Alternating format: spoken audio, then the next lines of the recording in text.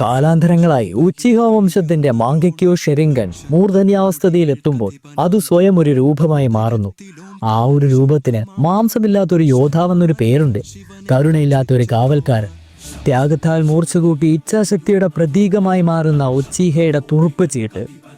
ദുഃഖത്തിൽ നിന്ന് ഉരുത്തിരിഞ്ഞ ഈ ഒരു യോദ്ധാവ് പാപത്തിൽ നിന്ന് ജനിച്ച ഒരു സംരക്ഷകനാണ്.